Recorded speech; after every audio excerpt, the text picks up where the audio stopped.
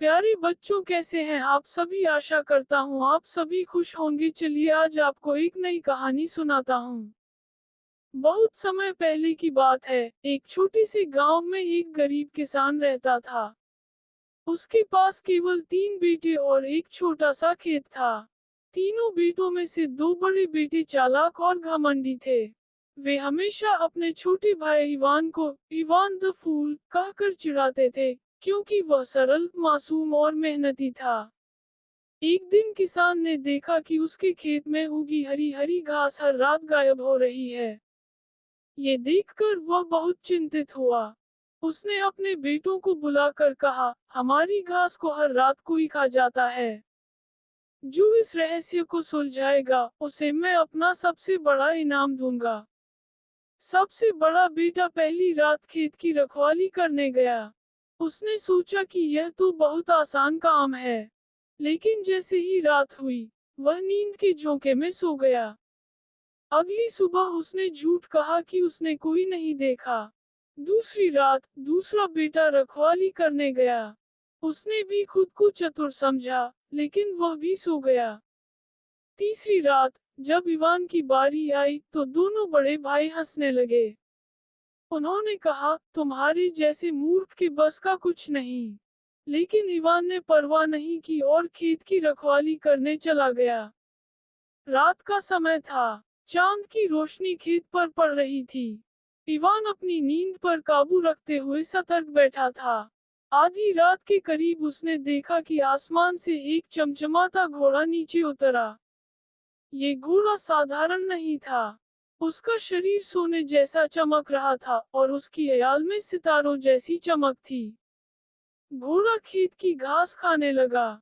Ivan ने धीरे धीरे पास जाकर उसे पकड़ने की कोशिश की।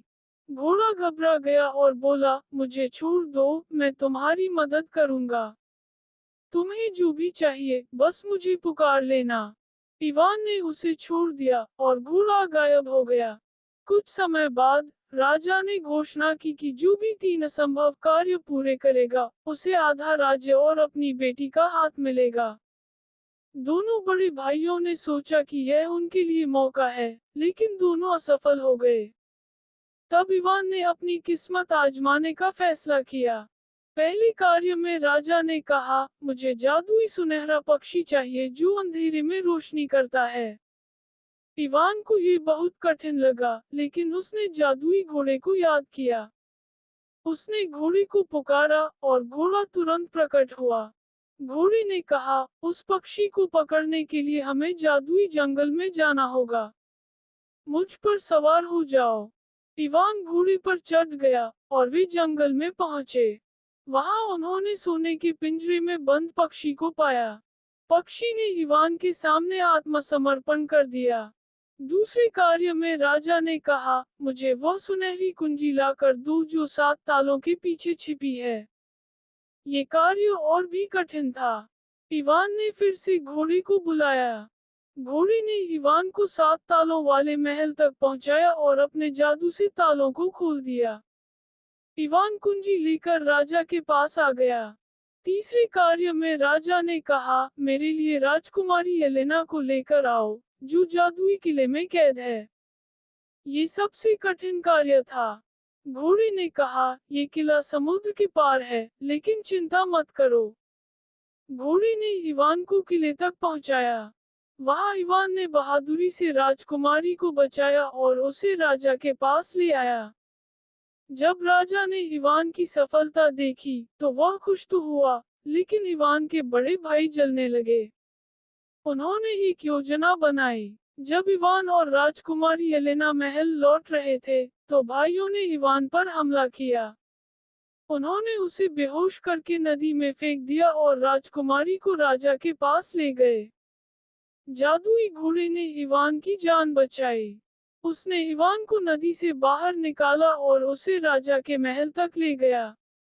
जब राजा को सच का पता चला, तो उसने दोनों बड़े भाइयों को सजा दी और इवान को अपनी बेटी का हाथ और आधा राज्य सौंप दिया। इवान और राजकुमारी एलेना खुशी खुशी रहने लगे। जादुई घोड़ा हमेशा उनका सच्चा मित्र बना रहा। जादुई घोड़ा की कहानी से हमें कई महत्वपूर्ण सीख मिलती हैं।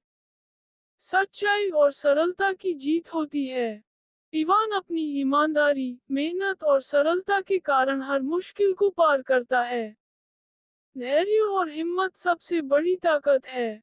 इवान ने अपनी समस्याओं का सामना धैर्य और साहस के साथ किया, चाहे परिस्थिति कितनी भी कठिन क्यों न हो।